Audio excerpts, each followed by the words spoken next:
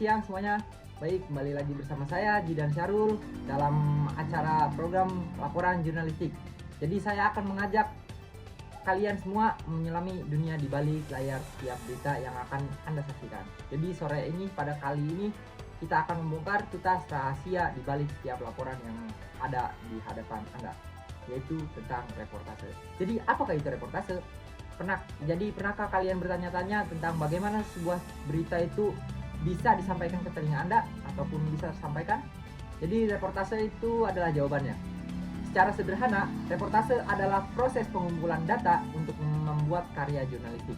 Ibarat seorang detektif, jadi jurnalistik mengumpulkan berbagai fakta dan informasi dari berbagai sumber untuk kemudian ditulis ataupun dilaporkan kembali dalam bentuk berita. Objeknya itu bisa beragam, mulai dari manusia, buku, hingga tempat bersejarah. Saat objek reportase adalah manusia, proses ini dikenal sebagai wawancara. Jadi di nilai berita, selanjutnya ada nilai berita. Jadi apa yang membuat berita itu menarik? Nah, kita akan sebutkan poin-poinnya saja. Jadi nilai berita yang menarik itu tidak semua kejadian layak diberitakan, karena ada beberapa nilai yang membuat sebuah berita itu menjadi menarik dan dapat diperhatikan oleh publik. Di antaranya itu ada aktual, seberapa baru dan terkininya informasi.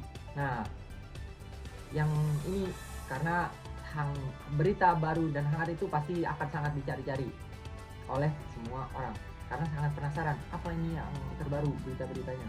Seperti itu. Selanjutnya ada impact, yaitu seberapa besar pengaruhnya pada banyak orang. Terus ada human interest, pasti sudah tahu, melibatkan emosi dan kisah manusia yang menyentuh. Nah, seperti kisah-kisahnya siapa gitu yang menarik, oke? Terus ada konflik, ini yang sangat dicari-cari oleh biasanya ibu-ibu, karena setiap ada konflik itu pasti ada berita. Oke, seperti itu. Nah, selanjutnya masih banyak lagi. Ada sex, ada information, ada surprising, ada dan lain-lainnya.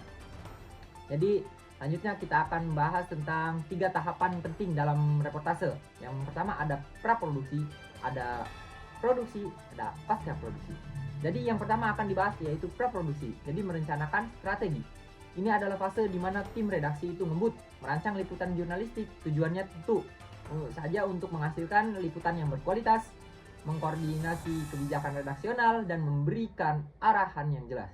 Dalam rapat ini semuanya ditentukan mulai dari topik, tim yang akan meliputi, sudut pandang liputan, hingga siapa narasumber yang akan diwawancari. Jadi dari fase ini juga mencakup riset.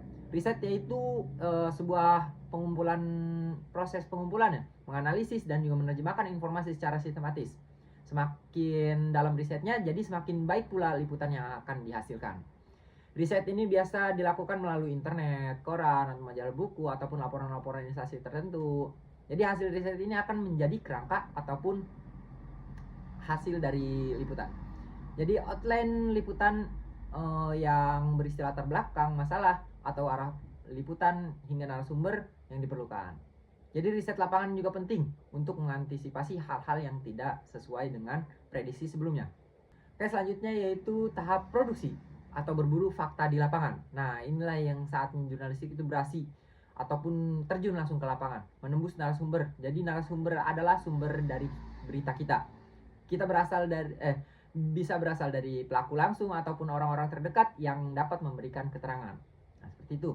Jadi tentu saja tidak semua narasumber itu sama. Ada yang banyak bicara, ada yang malah balik bertanya juga ada, bahkan ada yang susah banget untuk ditemui. Jadi poin utamanya adalah dalam reportase adalah memahami psikologi dan karakteristik narasumber. Kunci utamanya itu ambil hati mereka, karena bagaimana juga kita butuh informasi dari mereka untuk melengkapi liputan. Bagaimana sih cara kita mengejar narasumber? Yang pertama ada hubungi langsung, atur janji dan utarakan maksud baik-baik. Jadi seni berkomunikasi itu adalah kuncinya. Kita harus benar berkomunikasi dengan narasumber. Terus selanjutnya yaitu hubungnya orang terdekat. Jika si narasumber ini susah dihubungi seperti orang-orang pejabat penting, kita hubungi orang terdekatnya ataupun bisa manajernya ataupun saudaranya gitu. Coba dekati siapapun. Atau bahkan bisa supir pribadinya. Nah, seperti itu.